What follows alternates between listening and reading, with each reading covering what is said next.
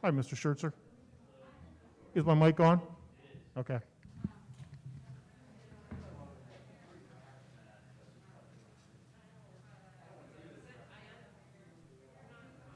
$6:30.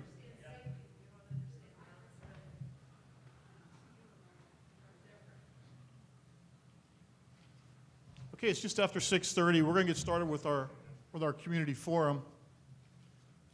So thank you to the community that's here. We appreciate you coming out tonight. We're really going to take a look at how COVID has impacted us really since March 13th of this past year.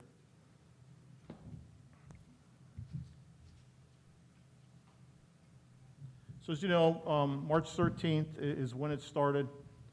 That's when the governor said we were going to shut down for 2 weeks, which ended up being the entire school year. So we're going to talk about the end of last school year, how we started out this school year, and the areas that I'll cover are listed up there, the continuity of ed plan, the programs that we chose to start this year, how, where, and when the students and parents chose to learn, how do we do contact tracing of positive and probable cases, and then finally, education is a business, so we need to talk about the financial implications as well. As I mentioned, Governor Wolf announced on March 13th that schools would close for 2 weeks, and all schools were mandated to create a continuity of education plan in order to continue to provide some sort of level of instruction to all of our students. We had ours in the 3 phases. Our first phase, because it was a Friday afternoon we got the call, was we just need to provide resources to families. Later on, a couple weeks later, we provided devices. We started targeting those resources to specific needs and really worked on implementing communication and learning plans with the students. We felt that communication was critical. This was a time of crisis, and they needed some sort of stability with the school. And finally, we created learning opportunities that students accessed on a daily basis. It was more of a daily operation of what curriculum will be covered at that time.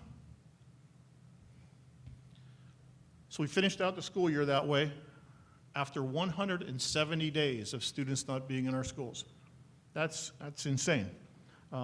They returned on August 31st.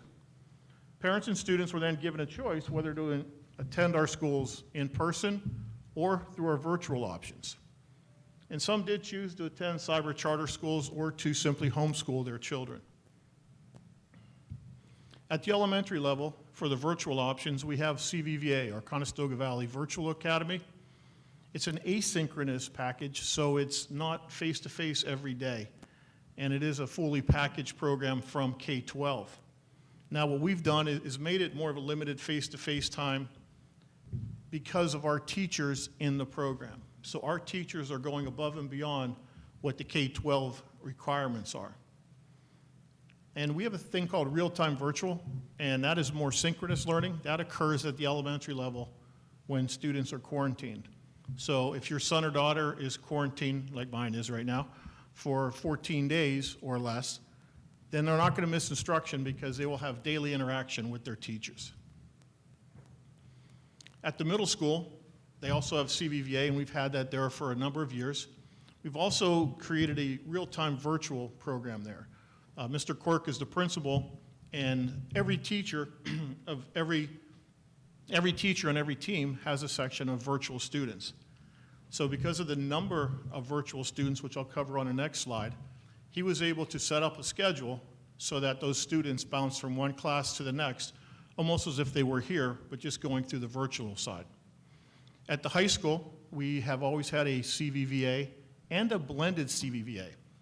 That's an opportunity for our students to take the asynchronous learning for some classes, but come in for others, such as the hands-on courses or the studio-based courses. This year, we also added the RTV model, similar to what we have at the middle school and at the elementary just for the quarantine students. We made this an option for students to take that face-to-face instruction on a daily period, block by block.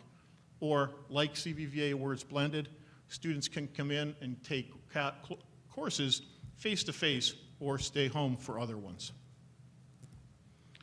To start the school year, the numbers are as follows. and I did share this earlier in the school year,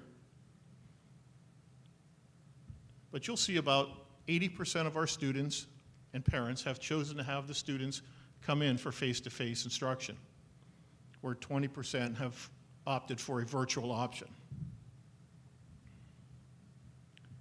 So that's how we started. Then we started getting positive cases. Positive case of COVID is confirmed through a medical test. Close contact is anybody who is within 6 feet of a positive or probable case for more than 15 minutes. And the probable case is one of those close contacts who starts to develop COVID symptoms.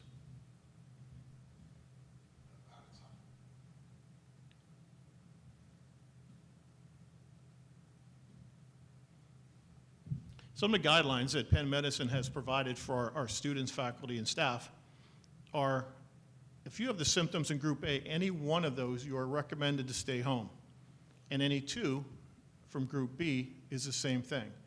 We can't stress this enough. Too often people are like, I don't feel that bad. Well, not feeling that bad is not an option this year. If you feel bad enough or if you have one of the symptoms, oh, what happened there?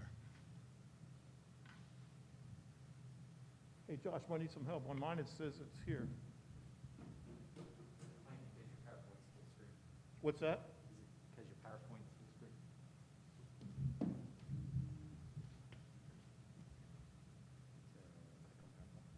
Which one? PowerPoint. And go out of the screen. And show? Or is I gotta go down to here. Yep. All right. Sorry about that. Operator error on that one. So the stay-at-home symptoms, again, Group A, if you have one of these, please stay home. And if you have two from Group B, we're encouraging our students, faculty, and staff to stay home. Again, this does not mean that you have COVID. This just means that you are not well enough to be coming to school because there is the potential that you may have COVID. Only a medical provider who gives the test can make that final determination.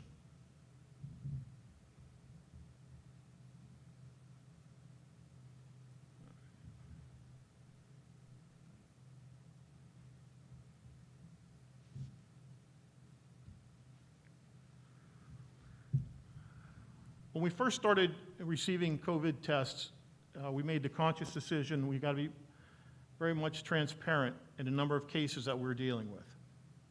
So as of November 12th, this past Thursday, we have developed a dashboard where you can see up-to-date information. This is updated daily, and it talks about the number of cases that are positive and probable within the last 7 days, the last 14 days, and the cumulative total. The one we did not use a cumulative total on was the probable cases, because those cases change almost daily, because a probable can go to a negative or a probable can go to a positive. So we just kept the probable numbers for the last 7. All right.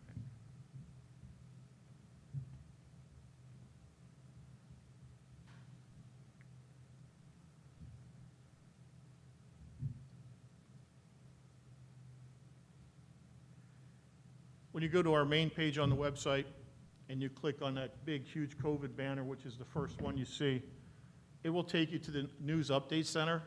And on that, you'll see that we've updated, as of today, as of 4/15, the number of probable cases in the last 7 days, the number of positive in the last 7 days, and then the number of positives within the last 14 days.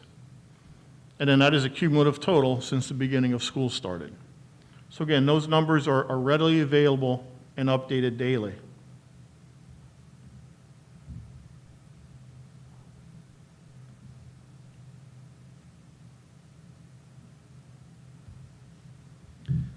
Now here's the million-dollar question. When to shift to a virtual online model and away from in-person instruction? PDE and Department of Health have made recommendations for schools to help them decide which way to go. PDE and DOH are also meeting weekly with county superintendents, and while Lancaster County is noting an increase in community spread, schools are not considered primary spreaders of COVID at this time, That does not mean that COVID has not spread within our buildings. However, the Department of Education and the Department of Health and the Governor's Office have all stated, as of today, that it is a local decision whether to shift from in-person to an online model. I wish it was as simple as black or white, that this is a number or this is what you need to do, but it's not. It's a complex decision, and a number of things to consider would be the number of positive or probable cases and who's affected by those cases. If, for example, I lose all my nurses, would that be a reason to close? If I lose an entire grade level, would that be a reason to close?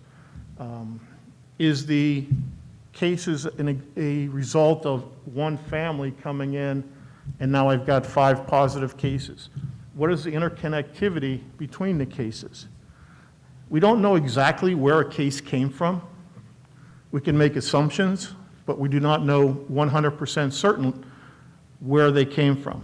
So our best guess is how to make those connections between school and determine whether that spread was in school.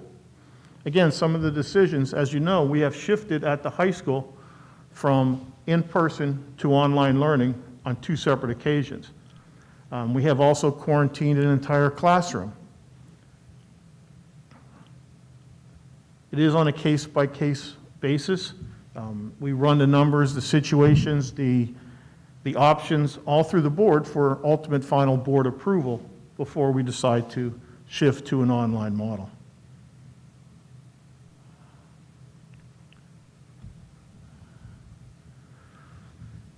Now, as I talked, that the pandemic not only applies to what we do in our classrooms. How are our children learning? How are they getting around? How are they eating in makeshift cafeterias like the one we're sitting in right now? But there's also the business side of the house. And for that, I'm going to turn it over to Phyllis, who is our Chief Finance and Operations Officer. So Phyllis, just yell at me when I need to hit the next button. Will do. So the first couple of slides I'm going to go through rather quickly because they are really slides that are repeats from our June 8th final budget presentation. And one of the things that the board had asked us as administration to do as part of this presentation is we had talked about some additional funding sources that were available to the district, all districts in Pennsylvania, as part of COVID relief. And we had, in that June 8th presentation, talked about the money that would be available and how we were going to use it. But to use this opportunity to come back and close the loop and give the community and the staff an idea of how we spent that money. Normally, when you do it in the front end, it's a plan, and the plan doesn't always completely tie out on the back end to what you thought it was going to be, but certainly we wanted to be able to show that. So this slide and the next slide are the 2 larger pots of money. There was a Safe School and Security Grant that was made available through an amendment to the school code bill. And then on the next slide is the money that was available to the district out of the Federal CARES Act.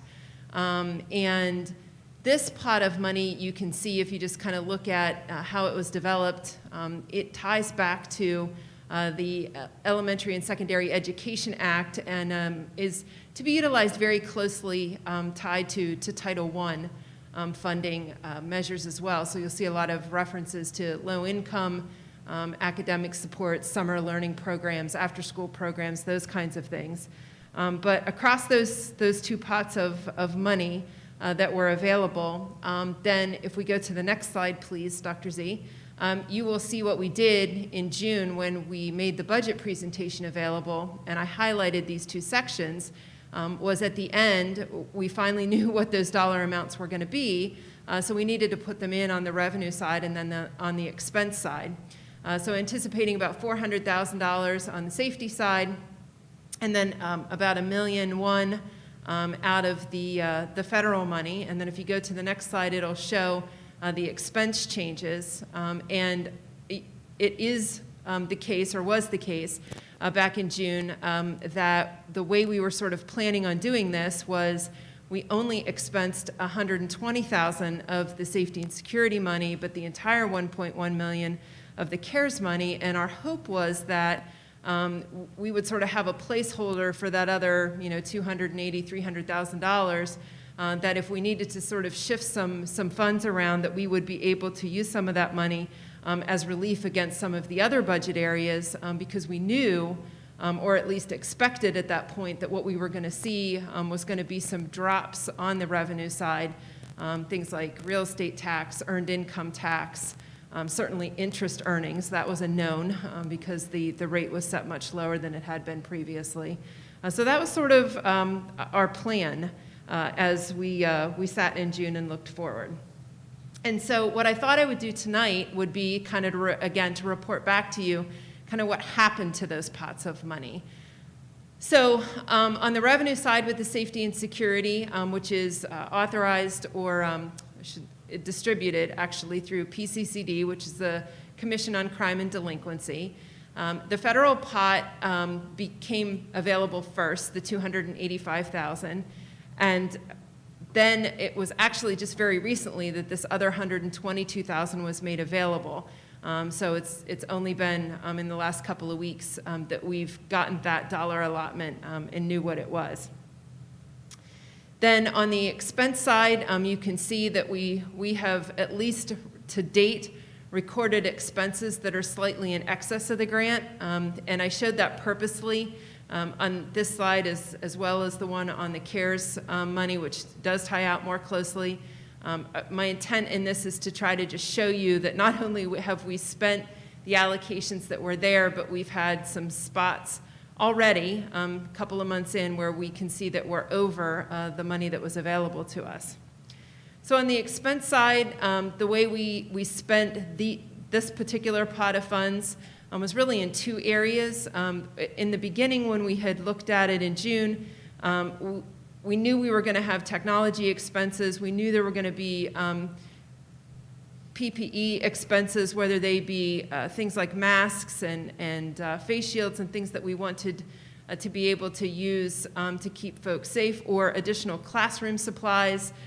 So if we wanted to make packets for individual kids instead of having shared resources, and then certainly SOS being that's our contracted service to do all of the cleaning that we do in the buildings, that would sort of all be wrapped up into one portion of it. And then technology would be another large portion of it. Some of that would be devices. Other pieces of that would be things that would enable us to do distance learning. Could be Zoom, could be apps, could be programs like Seesaw, could be sort of back-end technology things that we're using securely is something that we use here. So any of those items would fall into the technology and distance learning category. We had also had some placeholders that we thought maybe if we had the ability, we would be able to fold in some additional professional development, as well as some expenses for mental health. But as you can see, we were already $500 over the revenue that was received on this grant, so we sort of stopped with that grant at that point. And then moving on to the CARES funding, again, the $1.1 million. And in the beginning when we talked about this in June, we were really sort of looking at a two-way split on that, one again being technology and the other one being actually transportation. Back at that time, where we thought we were probably going to end up was going to be that we would have certainly the technology needs. We were not one-to-one across the district at that point, so we knew we would need some devices at those primary grades. And then we also thinking that we were going to be bringing 100% of the students back to school, that we would need some additional vehicles to make the transportation happening with the social distancing that would be required to be able to do that. And as it turned out, this is sort of how we spent those funds. The non-public piece is, if you remember, I referenced Title I, and the way Title I works is that there's a portion of your funds that has to be offered to non-public schools. And if you were following the drama, the US DOE had quite a debate going on, and there was a point in time at which we thought that dollar amount was going to be in the hundreds of thousands. of dollars that we would have to offer over to the non-publics. But as it all sort of worked out over the summer into the early fall, we ended up only having to placehold about $35,000 for that. I'm going to skip transportation for a minute. I'll come back to that one. Technology, as you can see, that's the dollar amount we spent on all of the tech items.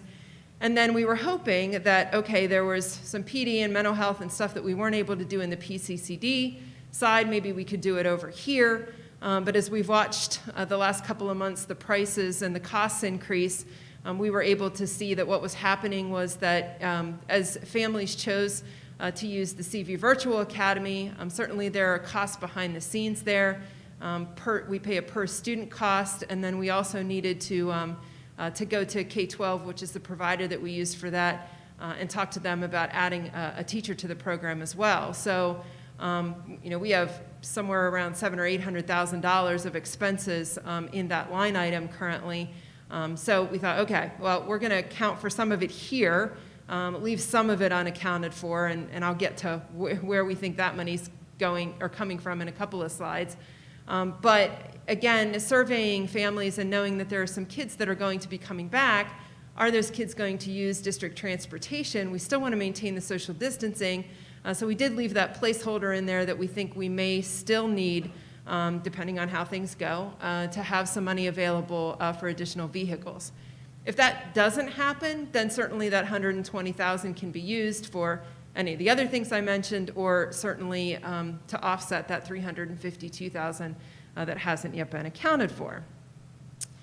Then I would be completely remiss in this presentation, even though those were the two biggest pots of money, without just giving both some, for transparency purposes, some information, but then also kudos to two organizations where you can see there would have been probably another $350,000 that we would either come out of one of those grants, or certainly the grant money's getting spent fairly quickly, would have to come out of the budget somehow, or things we wouldn't simply be able to do without these two organizations. So Lancaster County also got CARES money from the federal government, and they were pretty gracious about sharing those funds around with the school districts here in Lancaster County.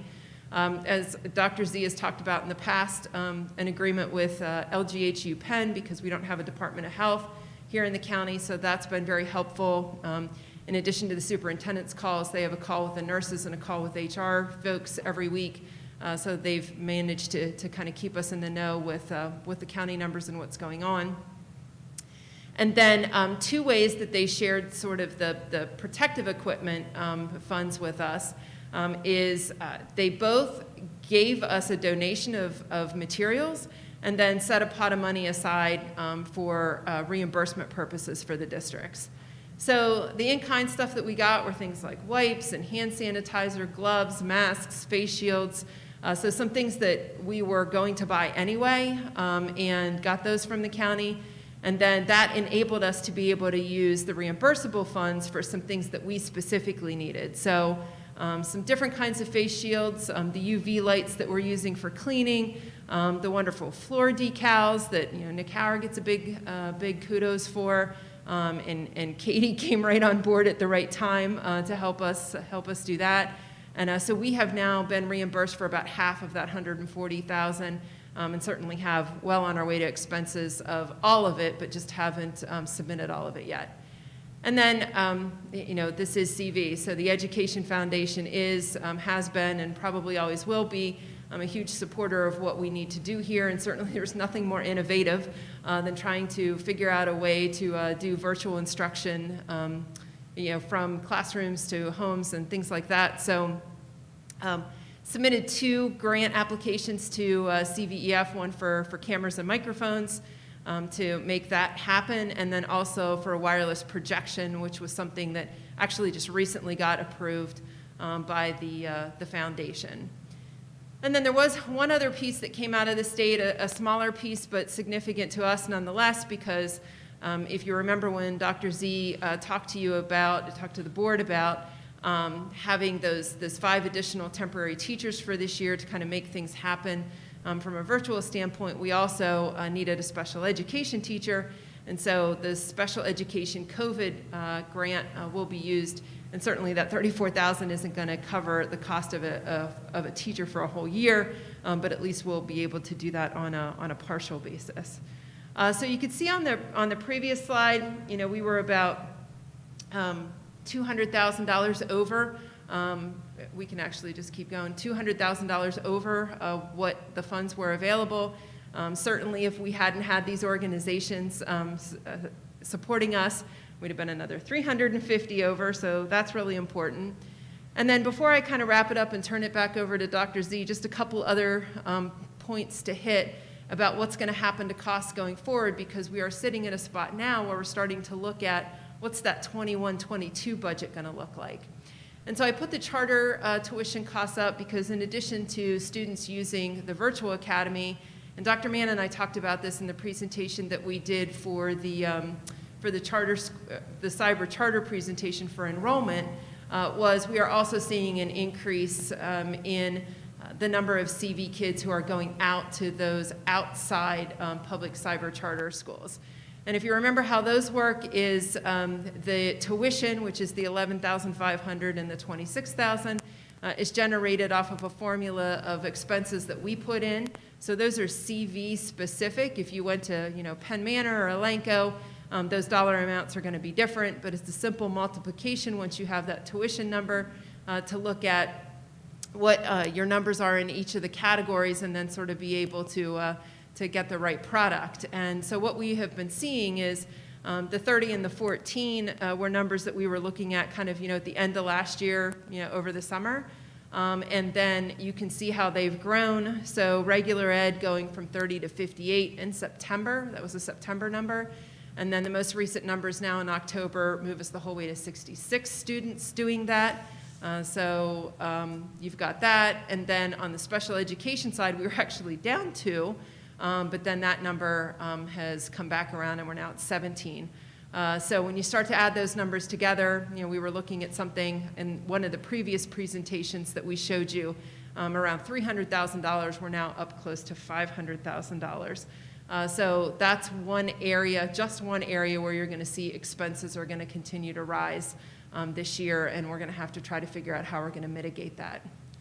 Now, if you've been coming to board meetings and sort of, kind of watching this, you're saying, well, wait, no, didn't you just say we had a really good year in 1920 and our, your auditor was here and said that you had not spent the amount of expenses that you were projected because of COVID, so, aren't things really better than they appear? So I thought I'd just backtrack to that for a minute and kind of bring it all together. So in the 1920 budget, we were projecting a deficit of about $1 million. And yes, pretty close on the revenue side, but on the expense side, we managed to underspend our expenditures, and that really was much of a function of COVID. So the variance of 1.7, and then you can kind of see the swing from the negative million to the positive 1.7.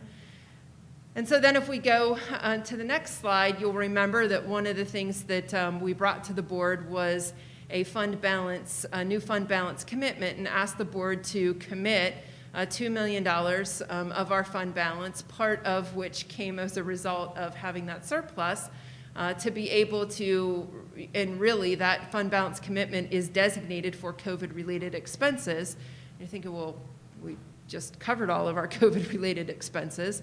Well, we haven't actually. So remember those 5 teachers that I talked about? They're not covered anywhere else, so they're here. Now the CVVA stuff is included here as well, so we'll kind of see how that plays out. It's gonna be a little bit of a moving target until we sort of see how the rest of the year goes here. Same thing with cyber charter tuition. Back to slide 21, I showed you those numbers. So we were planning on $300,000 and looking at something greater than that at this point. We are going to try to offset the deficit that we had projected for this year.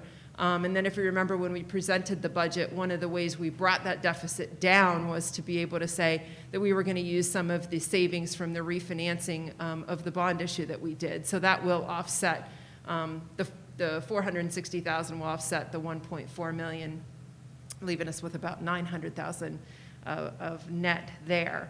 So if you add all those numbers together, you're going to see we're at about 2.2 million, and we've only committed 2.1. So, again, I wish I could put this in a nice little package and tie a bow on it, but it's a little bit hard to do when we're sitting here at November and we've got a number of months of school left before us. And then if that kind of isn't enough, some of the other pressures that are on the budget, we've talked about these before. The assessment appeals, and we did, and I'm sure it's no surprise to anybody, we did receive a number of assessment appeals over the summer, so it was pretty busy in that arena. We are going to, the County Assessment Board has made decisions on all of them. There are a couple that we can tell from appraisals or other information are kind of where they probably need to be and probably not worth the legal expense to fight them, but there are a couple that we have filed paperwork with the county courthouse to move those into the court process. But in total, we're looking at worst case scenario about $400,000 of lost revenue there. The good news on the earned income tax side is that the numbers that we're seeing are not nearly as dire as we had predicted back in March. Interestingly enough, though, what we are seeing is that it appears to be not so much that the dollars of remittance or earned income that is being remitted to the Bureau is down as it tends to be the number of people that are remitting the tax. So what that tells us is it was probably lower wage workers and or part-time workers where that hit came from. So the higher wage earners are still sort of generating that tax. The other ones are not, and that's sort of where we're seeing the decline. So at one point we had talked, up above 10% of a decline.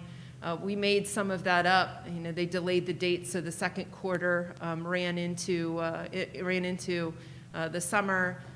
But we're still seeing a couple of percentage point decline in earned income at this point. And then on the expense, and I should say also on the revenue side, that interest income is not going to come back anytime soon. And then there's some smaller pieces that you might not jump right out at you when you look at the budget, but one would be activities, LEA activities. And so, we charge rental fees and things for folks to use our facilities, and as that's not happening, you're not going to see revenues in those line items either. Then on the expense side, I already talked about those additional cyber charter costs. It seems like every month we sort of think, well, we think we're where we are for the year. Well, we think this is where it's going to be for the year. And then a couple of more kids get added and a couple of more kids get added. So I think what we're seeing is a lot more ins and outs, of kids moving around throughout the year than we would see in a normal year. So that's affecting those. The transportation, as I mentioned, we'll just have to keep an eye on that and see if we're going to need that. All of the PPE items that I've mentioned, we are, and Ken and I have been kind of keeping track of this, looking at what we have purchased, how we're using it, how quickly we're going through things. Are we going to need more hand sanitizer? Certainly we're going to need more cleaning supplies because we're using them. Maybe not so much on the masks. We've gotten some additional quantities there. One of the organizations that I did not even highlight and probably should have is Hershey. Hershey actually sent an email out to the schools within sort of the Hershey region and said, if you need masks, send us an order and we'll do it for you on a donation basis, and we got 5,000 masks that way. So we're kind of being smart and taking every opportunity we can to build up that stock of PPE so that when we need it, we have it and we don't have to put more money behind it. But certainly we're only in November, so that's going to continue going forward. And then finally, we've had some other types of additional staff. If you remember in the beginning, we talked about some floater custodians that would be able to help across the buildings and be able to hit those high touch areas and frankly, just not that our current staff can't do it, but take some of the pressure off the current staff so that they have the ability to do some other things. We have not yet been able to fill all of those positions. So as we do, that is certainly an expense that we're going to need to find some revenue to cover it. So hopefully that was helpful to some degree in just kind of bringing it all back around from a financial perspective. We are certainly overspent by the money that we received, But then also, we won't really know what the true picture is until we get to the end of the year and can kind of report back to you at that point. So I think that's all I have, Dr. Z. Thank you, Phyllis. Mr. President, that concludes our presentation side. We'd love to open it up to the community for any questions.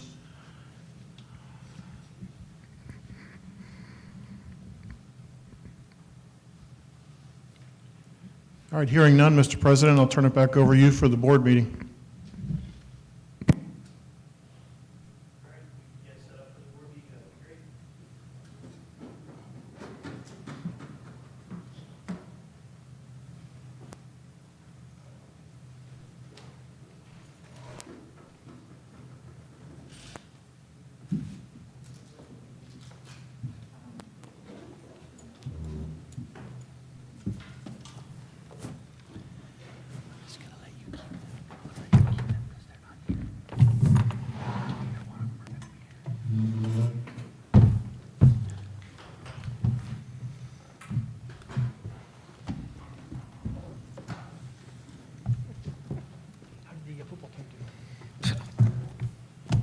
They would win a game all season.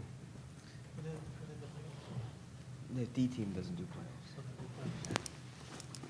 B team is in the playoffs. I just got an email today.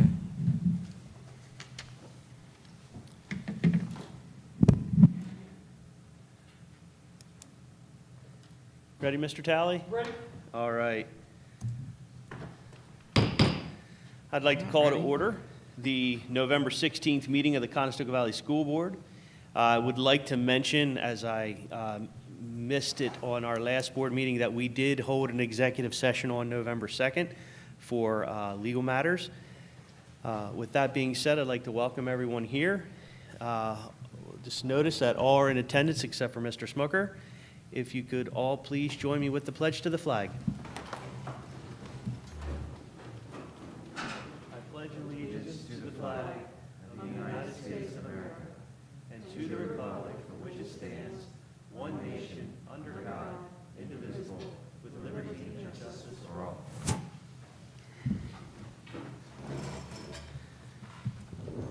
Thank you, everyone. Board, I need a motion to approve our agenda tonight. Second. All in favor? Aye. Opposed? All right.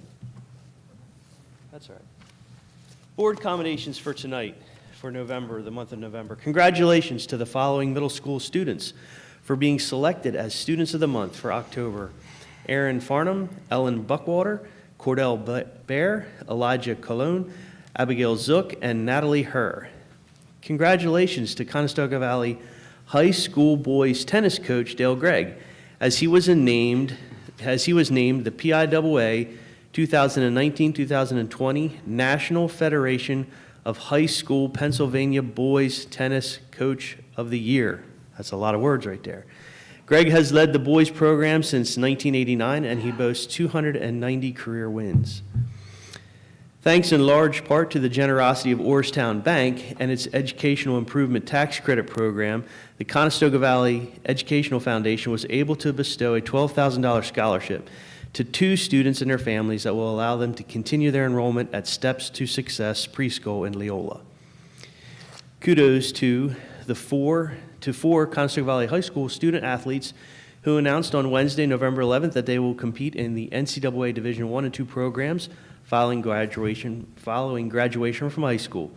The 4 student athletes are Brooke Eberly in field hockey, Ellie Livingston in field hockey, Abigail Morley in lacrosse, and Bella Saviglio field hockey as well. Congratulations to those students. And a sincere thank you to the entire school district student body, faculty, staff, and administration for their perseverance and dedication to ensuring that all students are receiving a quality education, no matter if the family has chosen to be in person or in an online format.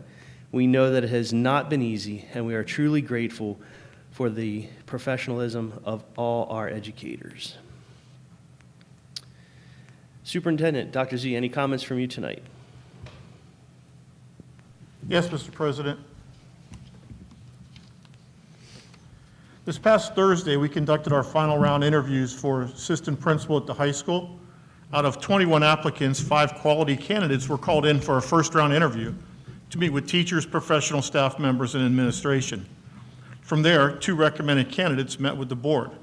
Following that interview, we are pleased to recommend Mr. David Dunsavage to be our next high school assistant principal. David comes to us with a variety of experience. He earned a bachelor's degree in citizen education from Elizabethtown College and a master's degree in teaching and curriculum and educational leadership from Penn State. He started teaching as a long-term substitute at Milton Hershey School and then became a transitional living coordinator for 5 years. He then jumped back into teaching as a social studies teacher at Donegal High School for the past 8 years.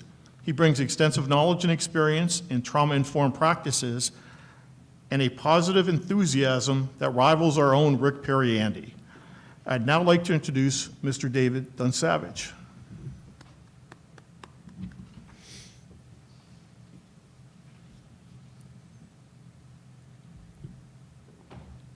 Thank you very much.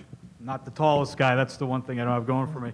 I just want to thank all of you for the opportunity, for the board members that I'm seeing again from Thursday, Ms. Whitaker, President Schertzer, Vice President Dr. Mead, and then also Mr. Talley, and of course Ms. Groff. And for those of you I didn't have an opportunity to meet on Thursday, so Dr. Morant Williams, and then Mr.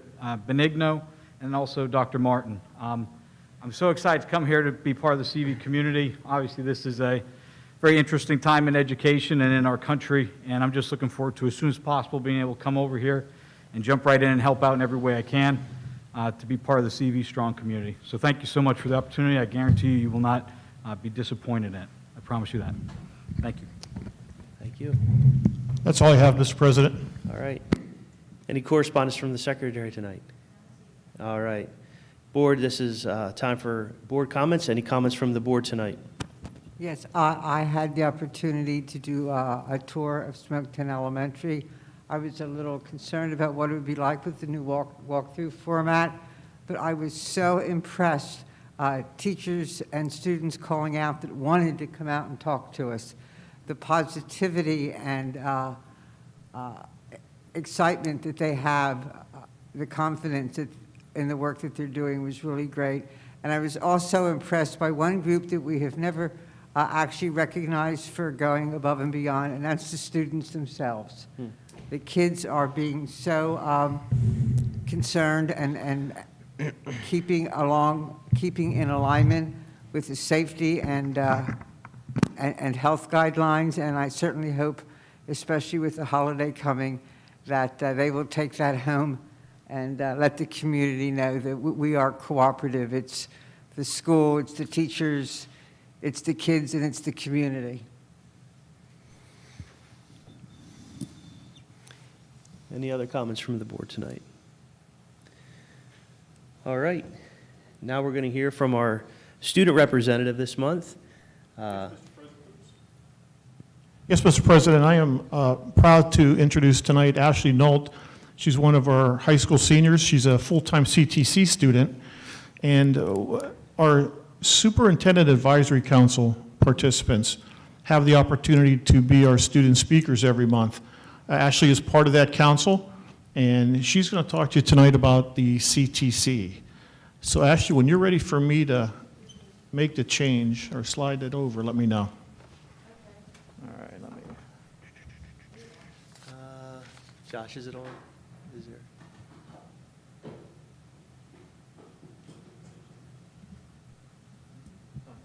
There we go. All right, as Dr. Z said, I'm Ashley Nolt. I'm going to CTC this year for dental assisting.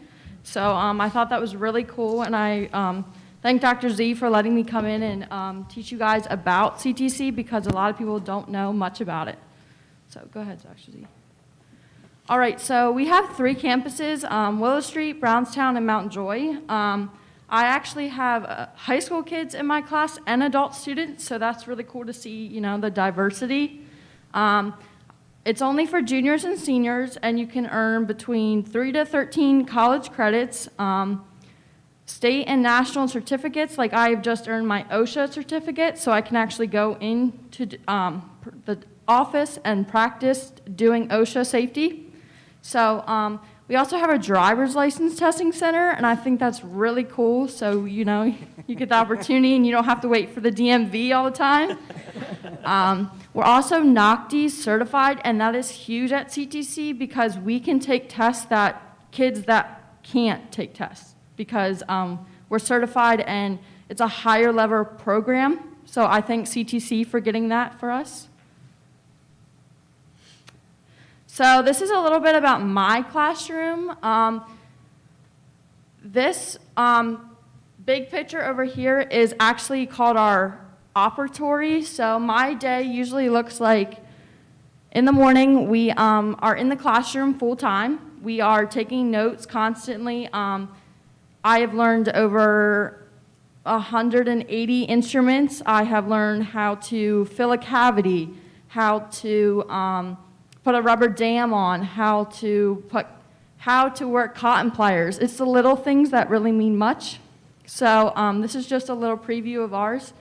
And then we, after lunch, are in the laboratory at all times. So we are in full gowns, PPE all the time because of Corona. And then we're practicing on each other doing sectioning, how to fill a cavity. So it's just really cool to see everything. And then the picture over here with me in the pink pants is actually, it's a scarecrow that we made today. So I wanted to add that because of how exciting CTC gets us involved with different things. You know, it's not just about, oh, you need to learn, you know, because you need to be a dental assistant, you need to, it's all fun too, so.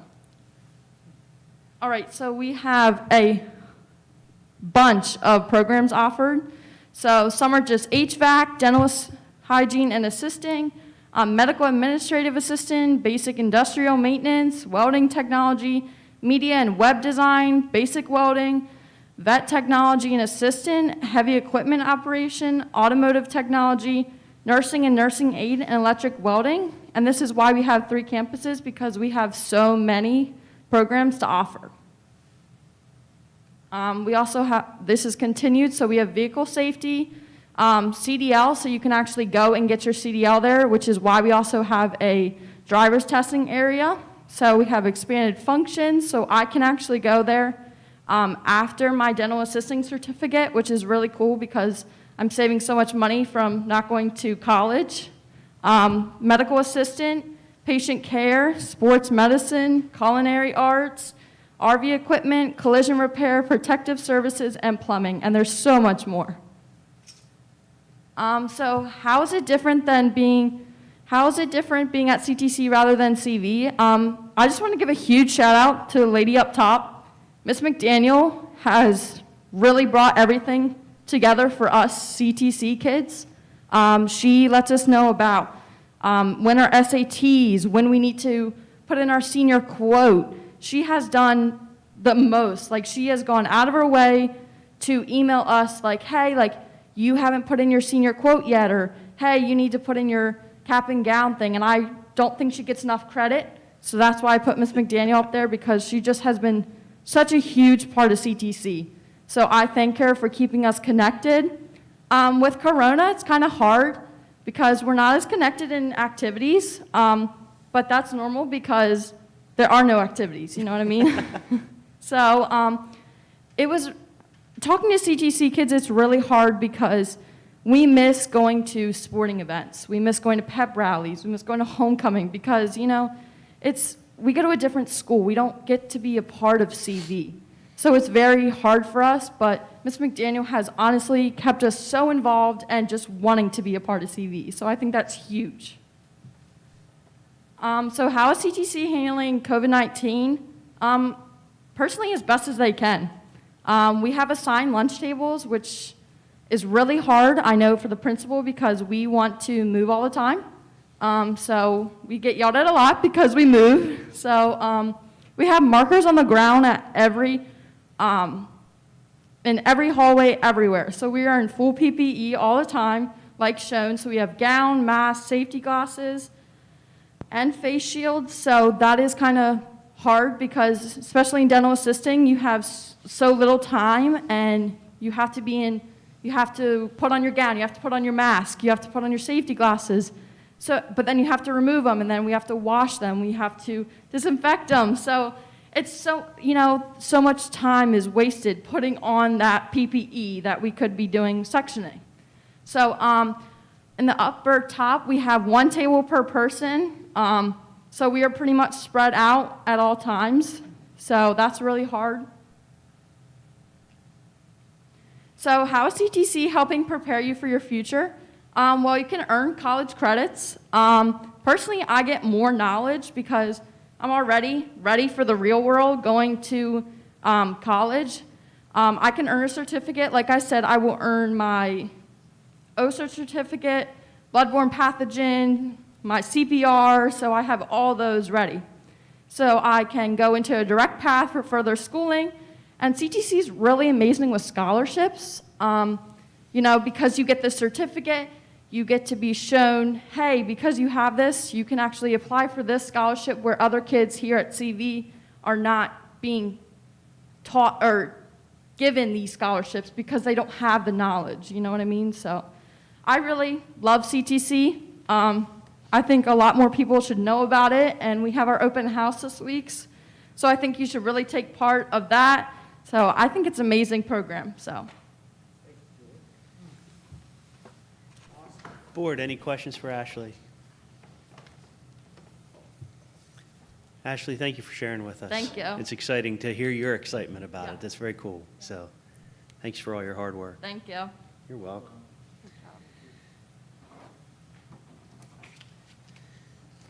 All right, board, this is going to be a little bit different this time because I'm not going to necessarily read through these 2 awards of excellence that we have in front of us, mainly because the 2 recipients had things come up and couldn't be with us tonight. So we're going to, I told Dr. Z that we'll bring them back to another meeting where we can give them their certificate and their plaque that they get with this. But I do want to acknowledge both recipients here tonight. So just to put it out there a little bit, the first recipient is Nancy Lopez. She was recognized, or she is being recognized for all of her hard work that she's been doing during this COVID time, through all the contract tracing and all the hard work that she's been doing, putting in. Dr. Z says that the enormous effort and impact that she's given has been second to none. So Nancy exemplifies all the characteristics that we want. So again, we'll bring Nancy back and award her certificate at another time. The second recipient that we were going to recognize tonight, or I'll recognize here, is also Jessica Hess. Jess, again, she's one of our athletic trainers. She's being recognized tonight because hers specifically came at an athletic contest where there was a grandparent of one of the athletic players. It was a soccer game. One of the athletic soccer players actually had a heart attack. And because of Mrs. Hess's quick response, they were able to essentially save her life. And so we wanted to recognize Ms. Hess for her hard work and her prompt efforts to help out that family. So again, board, awards of excellence that we will, again, see these folks in person at one of our next meetings, but I at least wanted to bring it up. So. And now we're going to hear from our middle school students. Dr. Z, do you want to say anything about it? Or Mr. Quirk, do you want to say anything? Mr. Quirk, if you could just say a few words about the web team.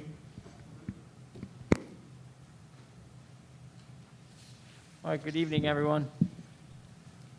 For our student presentation this month, although it's a little bit different, and they're going to be doing this virtually, I'm very proud to bring our web leaders virtually to you through Zoom. We're just getting it set up.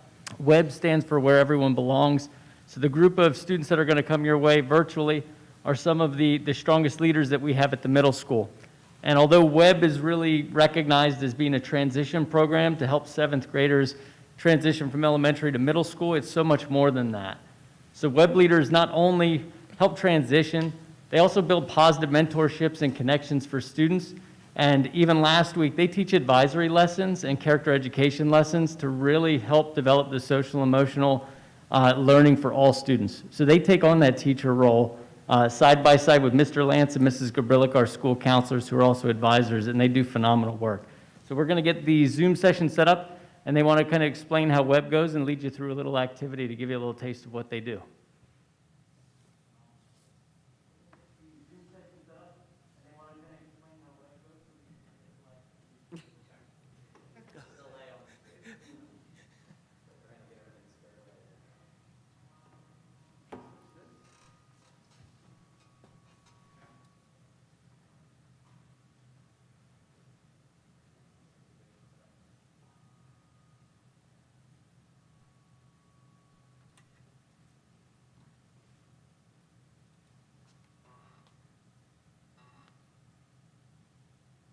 Good evening. Thank you for having us tonight. My name is Taylor Lance. I'm one of the school counselors here at Joe Hudson Middle School and also one of the web coordinators. And beside me is Jen Gabrillik, our other school counselor, and she is also one of the other web coordinators tonight. So I'm going to share my screen. You guys can see the presentation that we have to give a little more information about the web program. The WEB stands for Where Everybody Belongs. It is a pre-tennis transition program for 7th grade students. It is an orientation day at the beginning of the year, as well as follow-up activities that are done on a monthly basis with their 8th grade web leaders. The web leaders are all highly trained. We spend many hours with them over the summer getting them ready for the activities that they will do on orientation day and how to work with their 7th grade groups, as well as meet with them during the month to talk to them and see how the web groups are doing, as well as provide training for the activities that they do with their groups on a monthly basis, including the one activity that you'll see tonight. The pre-tennis program has safety and connection. The safety piece allows 7th grade students to feel safe as they enter the building on the first day of school, and to have a safety ally piece allows 7th grade students to provide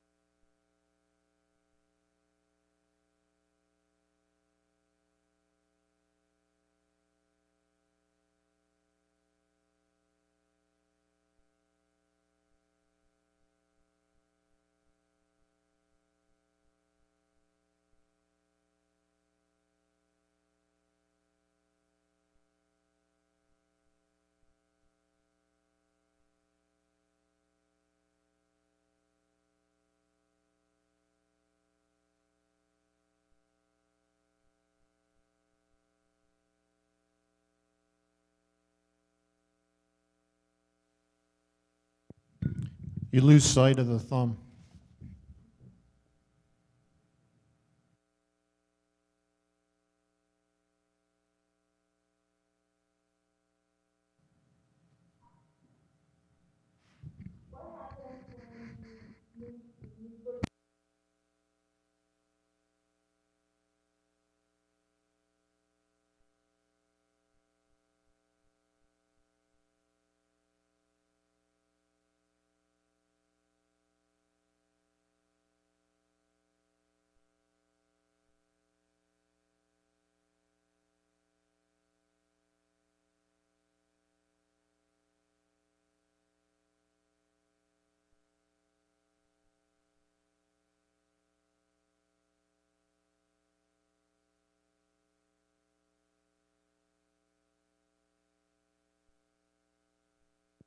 We did not hear that last question.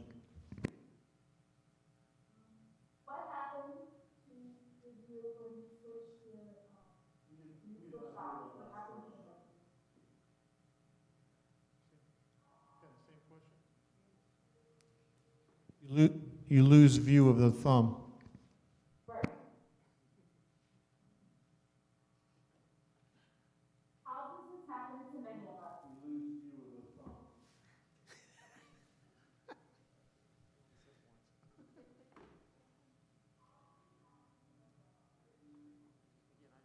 I can't hear the question.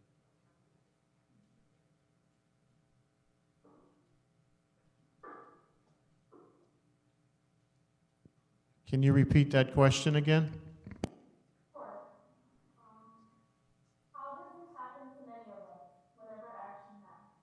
Can you repeat that question again?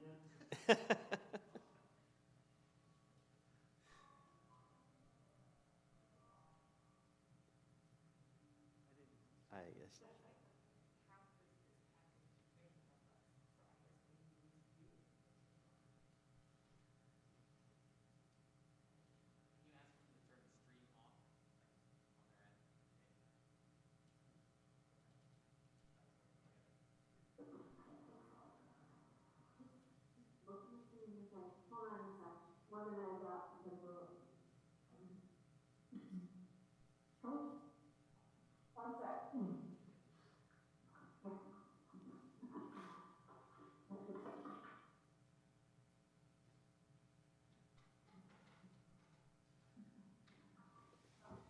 Can they just come in here and talk to us? What's that? Can they just come in here and talk to us?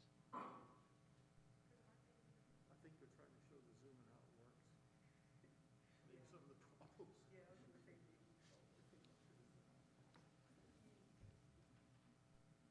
Maybe they are coming. Yeah, we didn't pass, that's for sure. Dennis went to go fix it. Okay, good.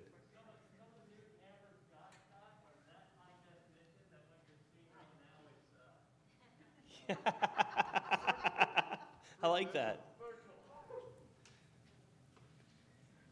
Ladies, we are very sorry that it did not work out exactly as you would have hoped.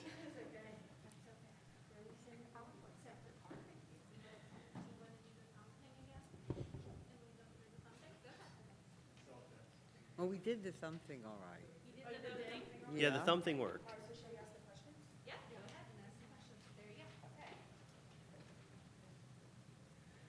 So what Here's your happened? microphone.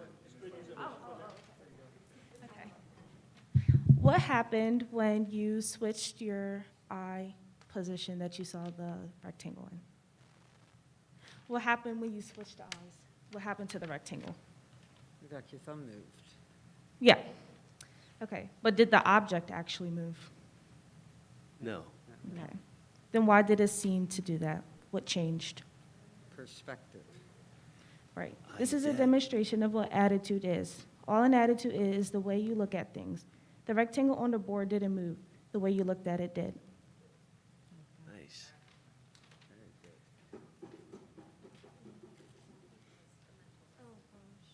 I'm way too short for this. Just pull it down towards you.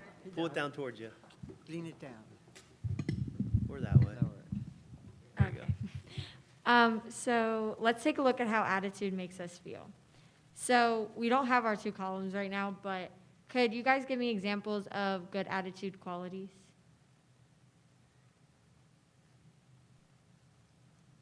Like what makes a good attitude? Positive, optimistic. Yeah. Anything else? Open-minded, good. Anybody else? Anybody else? Kind, good. Could you guys give me some examples of some bad attitude qualities? Stereotypes. Mm-hmm. That was good. Yeah, that's good. Those are some good ones. Okay, so now I'm going to.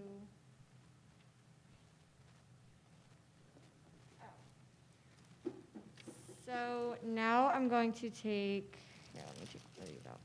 So the paper balls that I'm holding up now demonstrate good qualities, and then these marbles demonstrate bad qualities.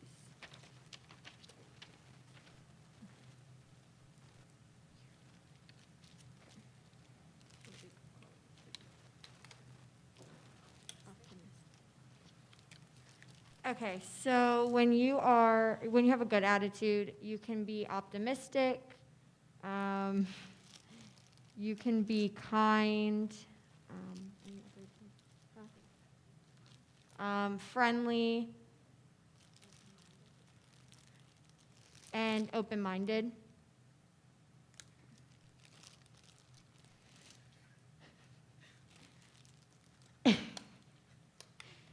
And when you have a bad attitude,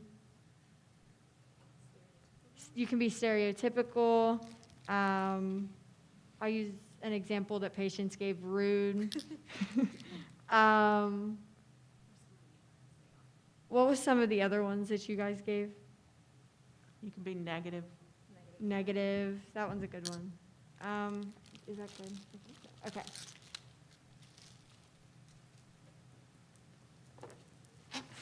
So the yellow balloon here holds our marbles, and this demonstrates our bad attitudes. And then our green balloon has the paper balls in it, which demonstrates the good attitudes. So when I drop these at the same time, which one do you think is going to fall to the ground first? The yellow one. The yellow one? Okay, let's see.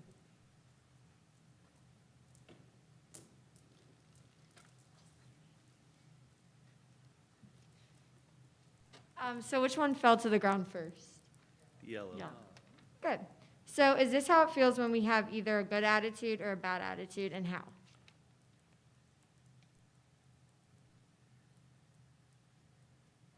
Ask the question again. Is this how it feels when we either have a good attitude or a bad attitude, and how? So, Brings you down. yeah, brings you down. Good. So how does a bad attitude weigh you down? Closes your mind. Mm-hmm. Good. And what are some examples of a way good attitudes lift you up? People with a good attitude always attract other people with good attitudes around them. Good, that was good. Okay, what happens to us if we're around people that have bad attitudes? How does that reflect on us? We end up having a bad attitude as well. Good. And what happens when we're around people with a good attitude? You feel more positive.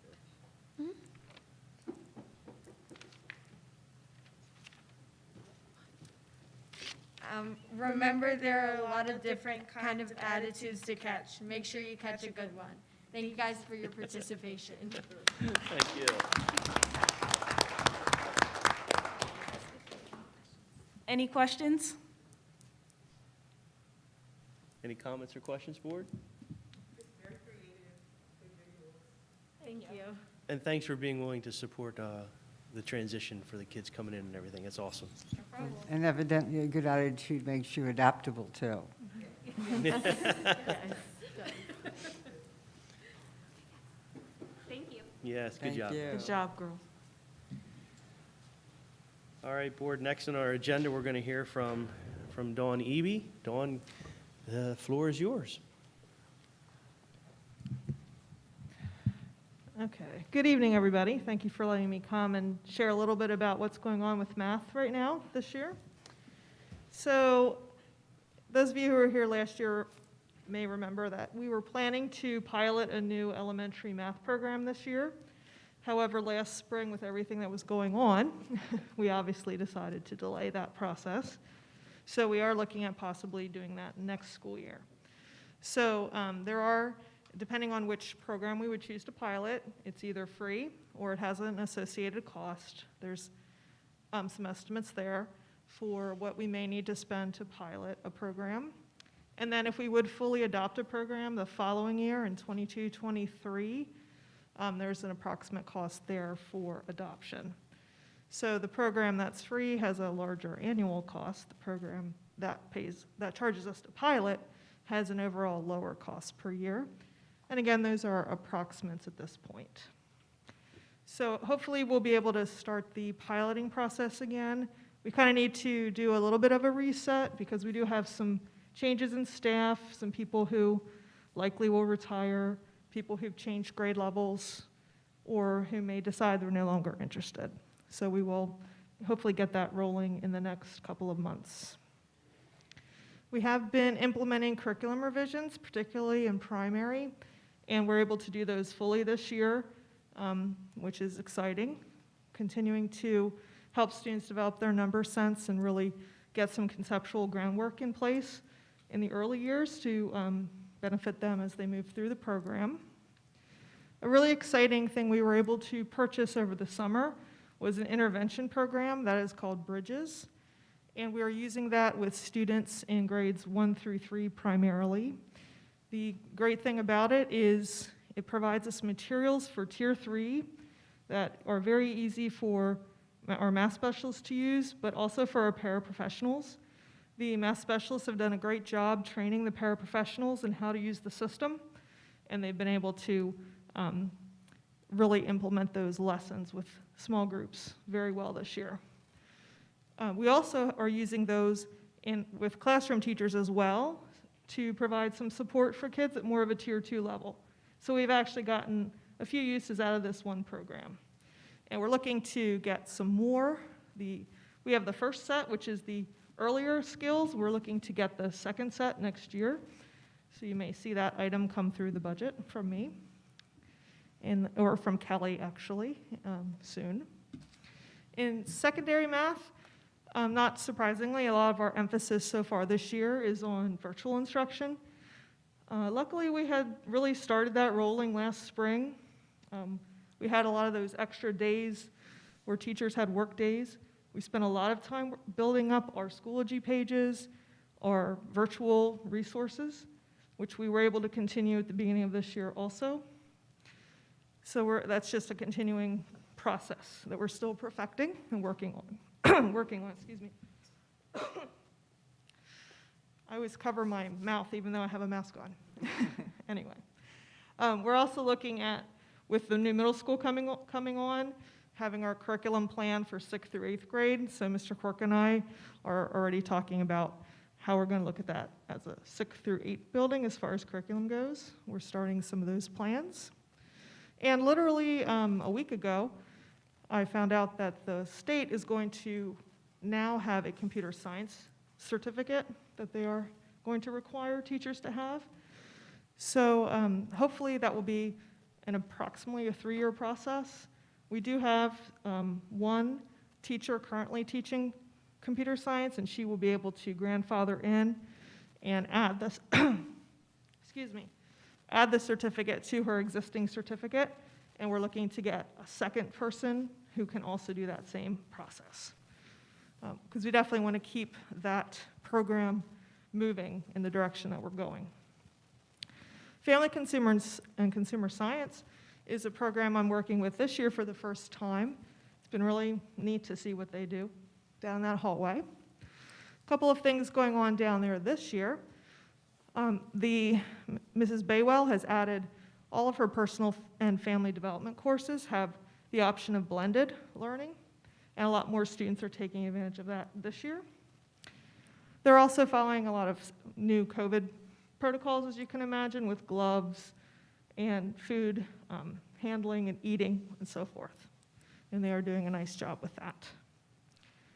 Moving forward, hopefully before too long, we can get back to our real focus on the CV profile of a learner and looking at our entire sequence 6 through 12 and get back to some of those big initiatives where we really want to be spending our time and focus in the near future. Any questions? Yeah, in that elementary program, there's a bit of a range of the costs. Can you tell me what sort of things that covers? Is that materials or training or what? Yes, it covers both. So the less expensive program, which is called Eureka Math, that covers training, it covers yearly materials, it covers teachers' materials as well, mostly print materials. Are they consumables or are they permanent? They are consumable. So there'll be an annual upkeep That's cost. correct. Thank you. The other program is also a yearly consumable cost as well. Hey, Dawn, Oh, yes. your opinion. So we've had a lot of disruption. How are the students doing in math? Do you think they're maintaining par, falling behind, falling ahead?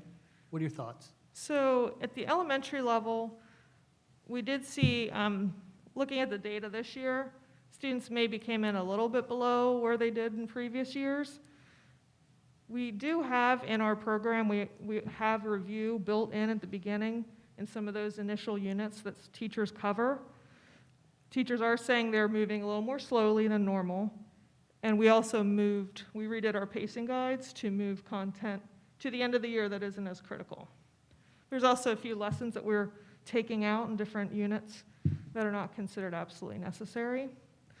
High school and middle school are more accustomed to some of that review and built in at the beginning of the year, particularly at high school, where the students may have math one year in the fall and then not again until the next year in the spring. So we're a little more accustomed to having that review and revision happen. Teachers have not been expressing a large concern over students and what they can do at the secondary level. Okay, thank you. Any other questions for Dawn? All right, Dawn. All right, Thanks thank for all you. your hard work and being adaptive. All right, this is the first time in our meeting for public comments. Any comments from the public that are here tonight? Yeah, you can come to this microphone. If you can pull it down towards you. Yeah, I'm not that tall. My name is Becky Luters. You need my address. Try to talk into the mic just a little bit more. Okay. Okay. My name is Becky Luters, and you need my address, correct? Yes. 1648 Robert Road, Lancaster. I want to say first that I'm an alumni of Conestoga Valley. I married an alumni from Conestoga Valley, and he unfortunately passed away in 2018. But we were very proud of the school district that we were raised in, and we wanted our children to attend this district as well. That being said, I've been very concerned with how COVID is being handled in the elementary schools. My daughter's in 3rd grade at Fritz, and as of Friday, she was one of 4 kids left in the classroom. The rest of the class is out for various reasons, most due to quarantine. We have had, as of Friday, 9 positive cases in the last 2 weeks. Today, it's 10. Per the recommendations of the Department of Education, it says to close for 3 to 5 days for cleaning. Fritz has not closed one time.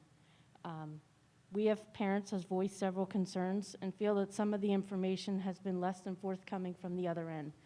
Our kids are telling us that in lunch and specials, they are not sitting in their assigned seats. I questioned how can they do accurate contact tracing if this is happening.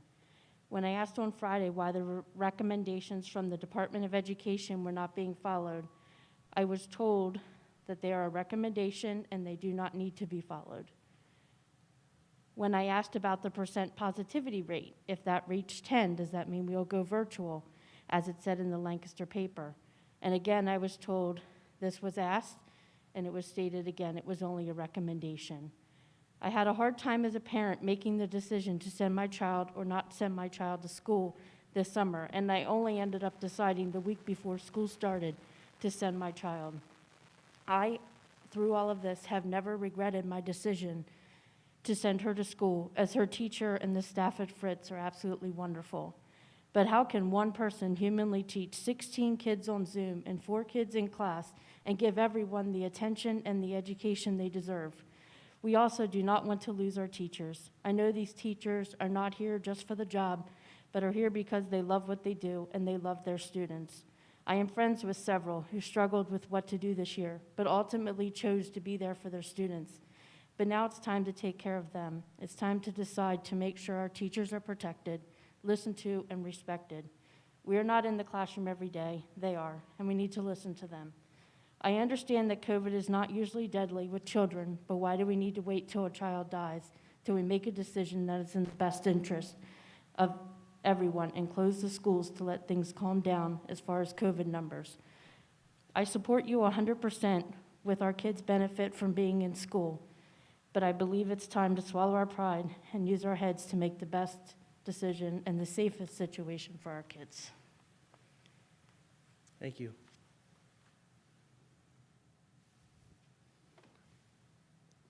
Any other comments?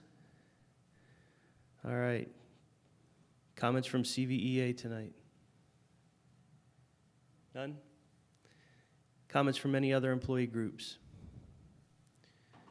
All right, board, you have in front of the consent agenda. These are things that we've covered or talked about in the past or we've been informed about. Board, I need a motion to approve our consent agenda tonight. So moved. Roll call, starting with Dana. Aye. Aye. Aye. And aye. All right, moving on. Dr. Mann. Good evening, everyone. What I'm going to present to you tonight are the major curriculum items as we know them as of right now for the budget for next year. So, waiting for that to come up.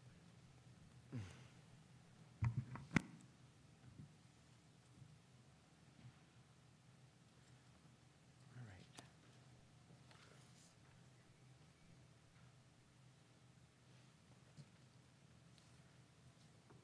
There's not a lot on here. There's obviously some big ticket items on here, but only 2 slides. One of the things that we are hoping to get back in the budget for next year is professional development. It was cut this year completely. So in anticipating that, this is where we came in, this is where we were last year before we had to make the cuts. So we're anticipating about that same level. And again, maybe a little more, a little less, depending on how things play out, but hope is to get professional development back in.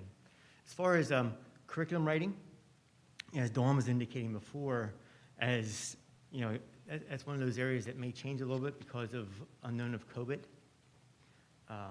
In the past, we've fluctuated around that number, typically under it a little bit.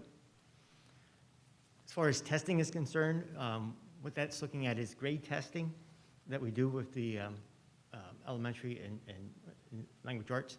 It's also, I put in there anticipation of some of the requirements looking at credentials that the state is coming out with, the KEYS test, and looking at, as the young lady was talking about, the NOCTI exams, looking at nationally recognized certificate for employment is a possibility.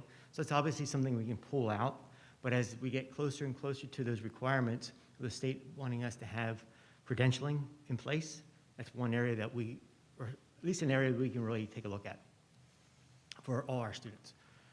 Dawn talked about the math pilot, possible cost there, and then the math bridges interventions. We also have some ebooks for AP stats we want to replace for next year, and you can see the reading interventions and the curriculum software. The curriculum software number, again, is up from a little bit from last year, but we added a number of things this year that we didn't have in last year. For example, Zoom was not in it. We added Zoom in there. We just added a program called Cami, thank you, Cami, which wasn't in there last year. So it's up a little bit from last year. Could come down, depends on how, again, the various programs come in.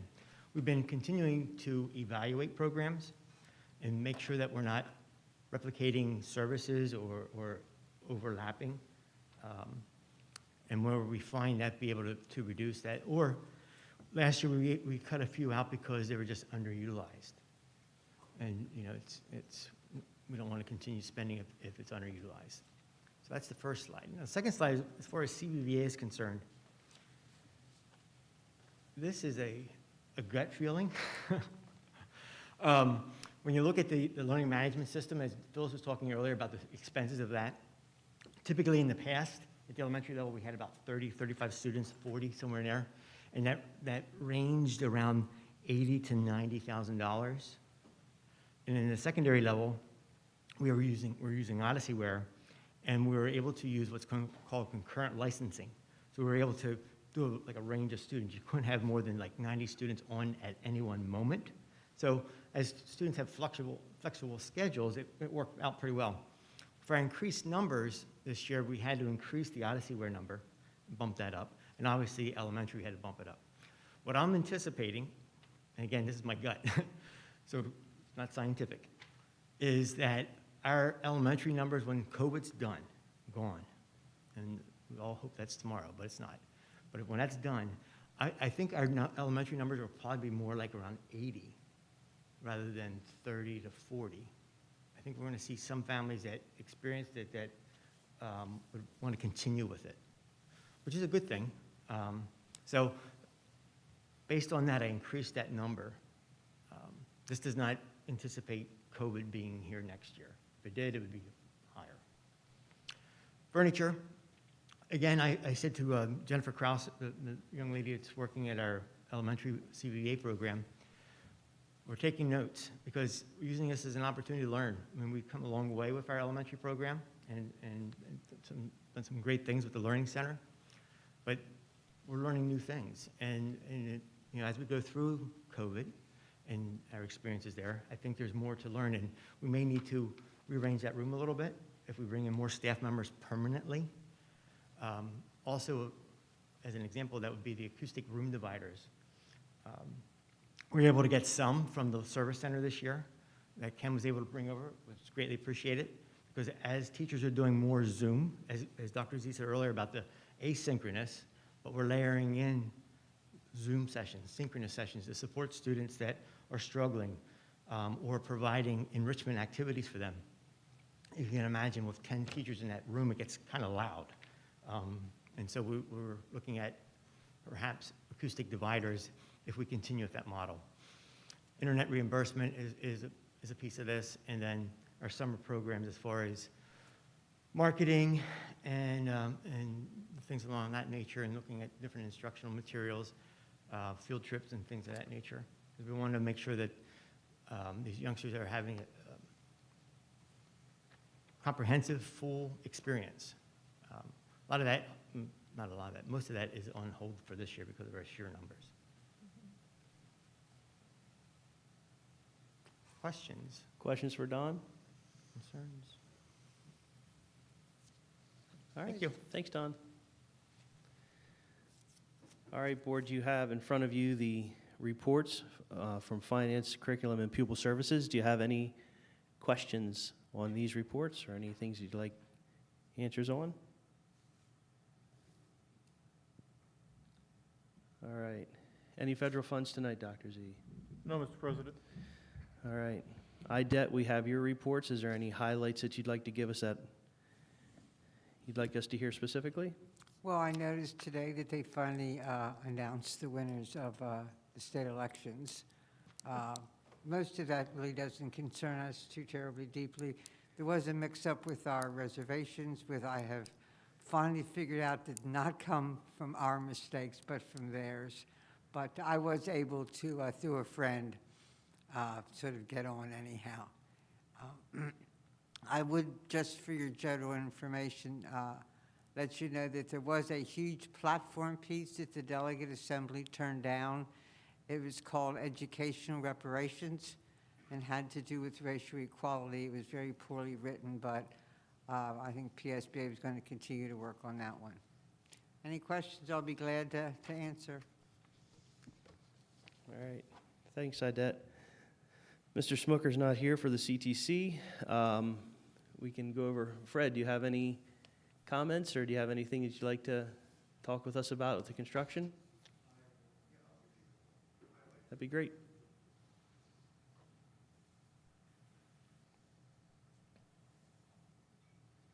Which one you on first, Fred Brownstown? Which is relatively simple. It is closing out now. The last spaces have been completed, which were the STEM labs, the kitchen, which is operational, and the library. First picture is the kitchen. So next that will happen is probably about a 3 to 4 week process will be the developing deficiency lists,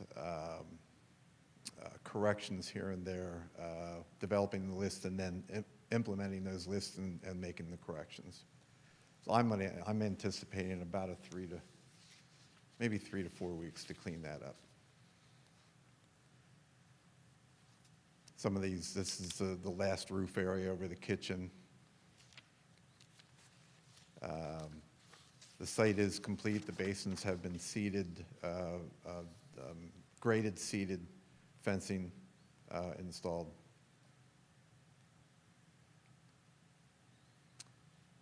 And these are the STEM labs. These are one of the 3 STEM labs. I don't recall that room number specifically, but.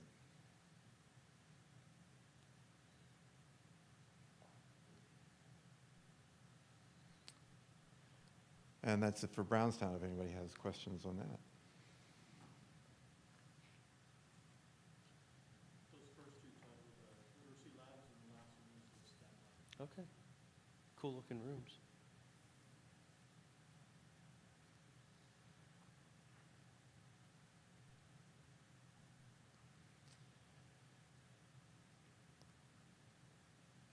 And the middle school is, as this is coming up, the middle school is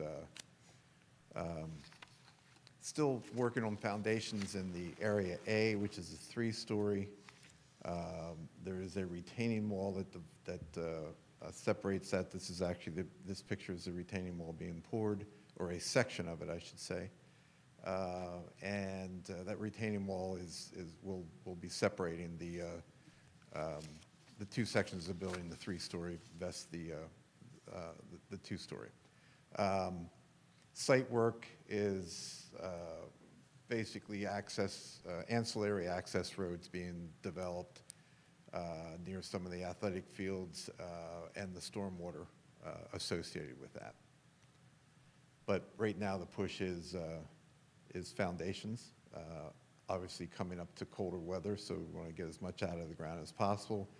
The mechanical contractors, or a plumbing contractor in this particular case, is doing his underground in the area A where the foundations are being built. Some of the storm piping there.